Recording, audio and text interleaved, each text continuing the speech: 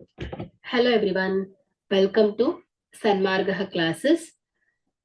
ಚತುರ್ಭುಜಗಳ ಪರಿಚಯ ಅಧ್ಯಾಯದ 28ನೇ ಪ್ರಶ್ನೆಯನ್ನ ಗಮನಿಸಿ. ಒಳಕೋನವು 165 ಡಿಗ್ರಿ ಇರುವ ನಿಯಮಿತ ಬಹುಭುಜಾಕೃತಿಯಲ್ಲಿನ ಬಾಹುಗಳ ಸಂಖ್ಯೆ ಎಷ್ಟು? ಓಕೆ, ಸೊ ಇಲ್ಲಿ ಈಗಾಗಲೇ ನಮ್ಗೆ ಒಂದು ಅಂಶ ಗೊತ್ತಿದೆ. ಏನು? ಯಾವುದೇ ಒಂದು ಶೃಂಗದಲ್ಲಿ ಒಳಕೋನ ಮತ್ತು ಹೊರಕೋನ, ಸೊ ಇವುಗಳ ಮೊತ್ತ ಏನಿರುತ್ತೆ 180 ಡಿಗ್ರಿ ಆಗಿರುತ್ತೆ ಅಲ್ವಾ?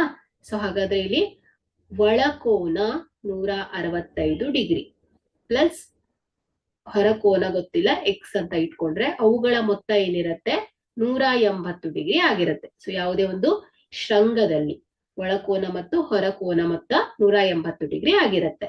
ಸೊ ಹಾಗಾದ್ರೆ ಇಲ್ಲಿ 165 degree plus x is equal to 180 degree ಆಯ್ತು. ಸೊ ಇಲ್ಲಿ ಎಕ್ಸ್ ಇಸ್ ಈಕ್ವಲ್ ಟು ಏನಾಯ್ತು? 180 degree minus 165 degree. So x is equal to 15 degree ಆಯ್ತು. ಸೊ ಅಂದ್ರೆ ಹೊರಕೋನ ಸಿಕ್ಕಿದೆ ನಮ್ಗೆ ಎಷ್ಟು? 15 ಡಿಗ್ರಿ. ಸೊ ಈಗ ನಾವು ಇದರ ಸಹಾಯದಿಂದ ಏನ್ ಮಾಡ್ಬೋದು? ಬಾಹುಗಳ ಸಂಖ್ಯೆಯನ್ನ ಕಂಡುಹಿಡಿಬಹುದು. ಹೇಗೆ? ಯಾವುದೇ ಒಂದು ನಿಯಮಿತ ಬಹುಭುಜಾಕೃತಿಯಲ್ಲಿ ಎಲ್ಲಾ ಹೊರಕೋನಗಳ ಮೊತ್ತ ಎಷ್ಟಿರತ್ತೆ ಹೇಳಿ? 360 ಡಿಗ್ರಿ ಇರುತ್ತೆ. ಸೊ ನಾವಿಲ್ಲಿ ಬಾಹುಗಳ ಸಂಖ್ಯೆಯನ್ನ ಕಂಡುಹಿಡಿಲಿಕ್ಕೆ ಏನ್ ಮಾಡ್ತೇವೆ?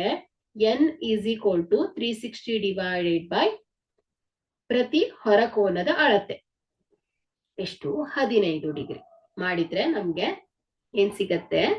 ಬಾಹುಗಳ ಸಂಖ್ಯೆ ಸಿಗತ್ತೆ ಅಲ್ವಾ? ಸೊ ಹಾಗಾದ್ರೆ ಇದನ್ನ ಸಿಂಪ್ಲಿಫೈ ಮಾಡಿದ್ರೆ, ಸೊ ನೋಡಿ 3 5 15, ಸೊ 3 1 3, 3 2 6, 0ಗೆ 0. ಸೊ 5 1 5, 5 2 10, 5 4 20. ಹಾಗಾದ್ರೆ n ಈಸ್ ಈಕ್ವಲ್ ಟು ಏನಾಯ್ತು? 24 ಬಂದಿದೆ. ಅಂದ್ರೆ ಒಳಕೋನ 165 ಡಿಗ್ರಿ, ಹೊರಕೋನ 15 ಡಿಗ್ರಿ ಆಗಿದ್ದಾಗ, ಸೊ ಇಲ್ಲಿ ನಿಯಮಿತ ಬಹುಭುಜಾಕೃತಿಯಲ್ಲಿ ಎಷ್ಟು ಬಾಹುಗಳಿರತ್ತೆ ಅಂತ ಆಯ್ತು? 24 ಬಾಹುಗಳು ಇರತ್ತೆ. Thank you.